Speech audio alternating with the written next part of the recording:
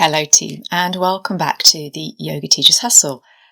This is a podcast where we talk about different things relating to being a yoga teacher, all the little things that you perhaps didn't learn when you were being taught your teacher training, little things that happen like inappropriate students, what to happen when you have an empty classroom, GDPR, just all different things that you're not necessarily thinking of when you're going through that lovely practice of learning your own yoga and then becoming a teacher. I have been practicing yoga for 20 years and I've been teaching for 9 of those, so I've encountered quite a few different things along the way, and I'm going to share them with you. But this week we're going to be talking about working from a sequence plan, sequence sheets. Now, I want to really stress this before we get into the podcast that there's nothing wrong with working from them or not working from them. It really is personal preference and how you feel yourself and what gives you confidence. I'm just going to give you a little bit of information about my story and what I've learned throughout the years, and then we can move from there. So I started to train many years ago, and I worked actually for a holiday resort.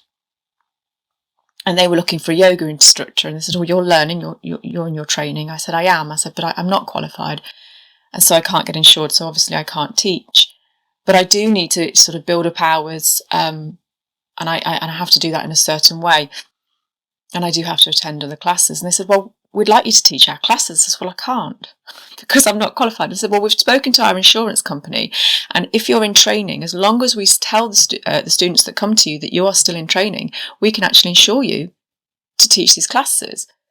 And I thought, "Oh, this is great! How exciting!"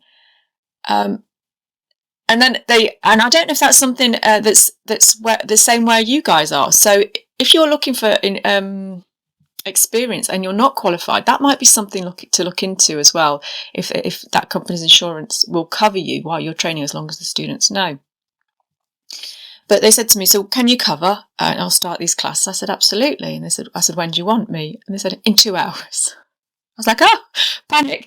And I just went in, and I had I was still in the point of my classes where I hadn't really been taught anything about putting together a class or sequencing. I just knew how to do my own practice. So I kind of walked into the class having had no preparation, blank faces looked back at me, and I thought, what am I going to do? I don't even know these people. And that's when I thought, aha, I don't even know these people, so I don't know what they're capable of.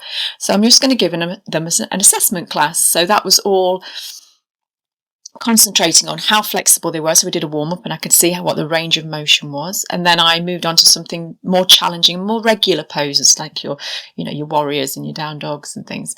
And just to see how well they can get, not just be in the position, but actually how well they transitioned.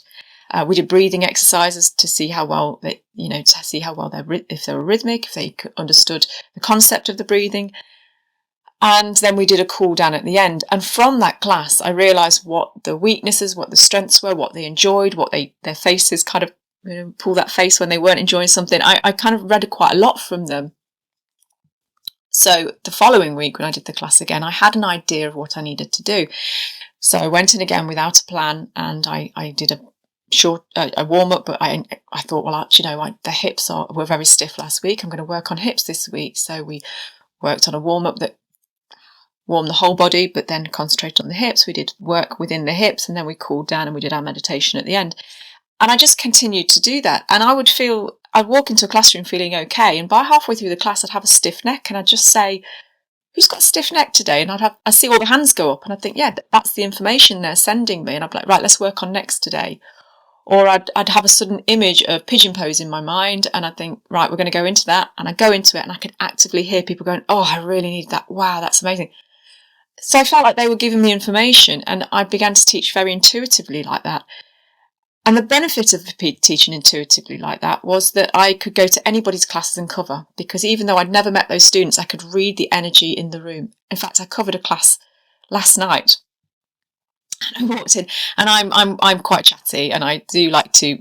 The class does go sedate as we move through it, but I do like to sort of be quite jovial. And it was a tough crowd, and I had to really change not my personality, but how I approach these students, and put myself in their shoes, and as a new teacher covering the class. So but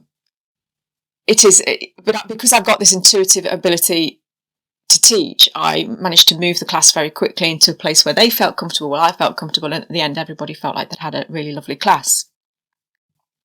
So it's very useful if you've got to cover, or you walk into a class and you've got all this energy and you see your class just kind of sedate and they just aren't well, or they're scared. You can really adapt classes to suit the energy of that individual, and you know that you're giving your students the right class for them in that moment because you're feeling it, you're feeling the response. I will just point out though, there is sometimes you do classes where you absolutely feel like it was awful and you think that did not go well, the students must have hated it.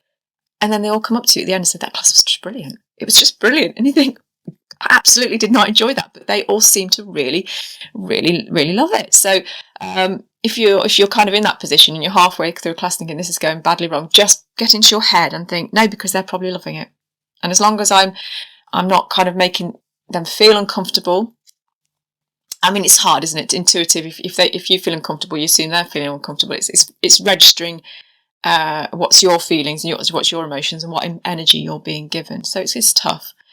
But I know when people first start out, and I know as my training continued, we were taught how to do sequencing and how to write that down on a bit of paper and how to have that with us in the class. But I never needed to do that. And in fact, when I had my practical assessments, I never had the sequencing. And I when the teachers asked, I said for the reasons, and they said, well, it was actually a well-delivered class, so we can't, mark you incorrectly because you haven't got a sequencing, as long as you explain what you're going to be doing in the class and you know why you're doing it. And I did produce sequencing plans as part of the class, as part of my training, but I never actually used them when I was giving the practical class assessment. But there is some real benefits to having a sequencing plan with you. So if people are saying you shouldn't have a plan, you shouldn't work off a plan, you should know better as an instructor, and you feel kind of like you're not a very good instructor because you're still working off a plan, there is some real benefits to having a plan. The only thing that I feel with a plan that is a negative is that if you have one, sometimes the students can think, oh, she's working off a plan, she's not really reading us. Sometimes if you panic and you have to go and look at your plans, it makes class a bit disjointed. And thirdly, sometimes if you have a set plan and you go in and that's not the energy of the room and that's not what the student requires, you are actually going to deliver a class that's going to be uncomfortable for the student. So there are three negatives. Obviously, there's negatives with intuitive teaching because if you suddenly blank, you've got nothing, no references and things. But the positives of having sequences is that if you've made a sequence and you have that as a reference for always. So if you later on down the line you're stuck for class ideas, you can go through your folder and you've got all these ones from 2 years ago and you think, wow, yes, I'll do that. I haven't done that in a long time.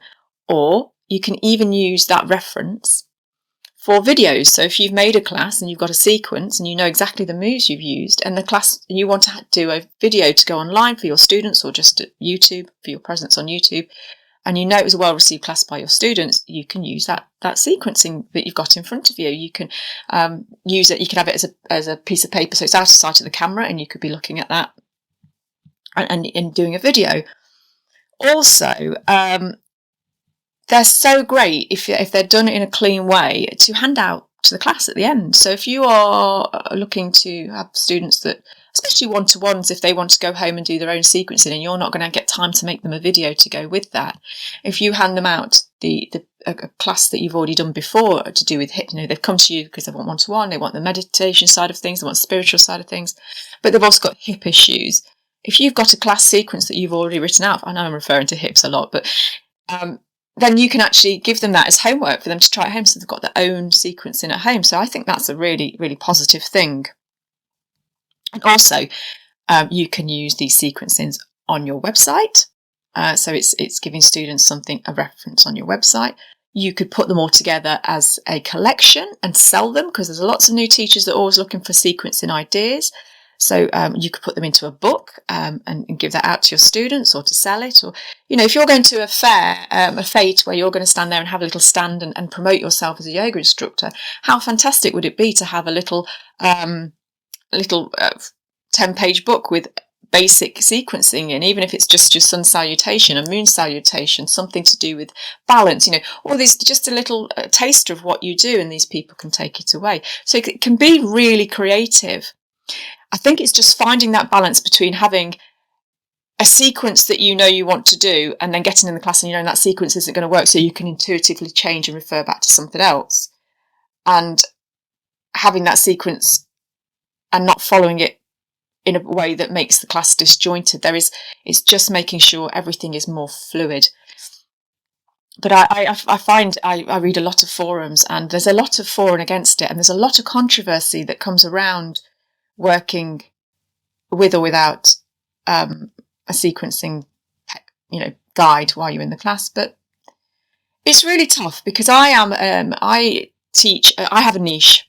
My niche is new people that have never really have anything to do with spirituality, never really tried yoga.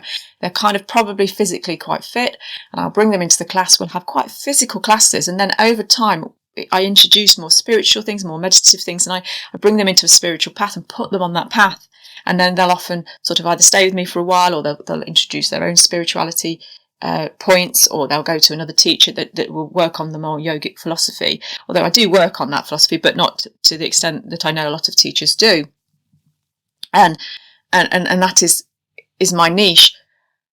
And I think it's about, when you're doing yoga sequencing and what you're trying to provide, is so important to have your niche and understand what that is. But I think we'll save that developing your niche to another podcast, because I think that requires a little bit more time. But the moral of this story is, if you're working off a sequencing plan, there's nothing wrong with that. Save it, keep it, and use it for other things like we've mentioned. But also do try and train yourself to work intuitively at the same time, so you've got the best of both worlds. And I know it's frightening. I know it's very frightening, but I think sometimes also, if you are interested to know more about what I do, or just want help and support in your yoga teaching business, I do have an ebook that you can download off the website, and it is called How to Run Your Own Yoga Business. And it just follows, there's a lot of, it's not necessarily great in depth, but it really does cover a lot of points which you can understand and get reference to, and just give you a little bit of support and guidance on each one of these little points that perhaps you haven't considered. What comes with that is I provide a beginner's chakra guide, and also some access to a Canva setup, which has got student feedback forms you can download, class registers that you can download, health questionnaires, and these are all you can add your own logo to. You can manipulate the questions, you can manipulate the wording, and that all comes as part of this ebook. So do go online, check in the link below, and let me know how you get on, and we'll see you next time. So take care. Bye bye.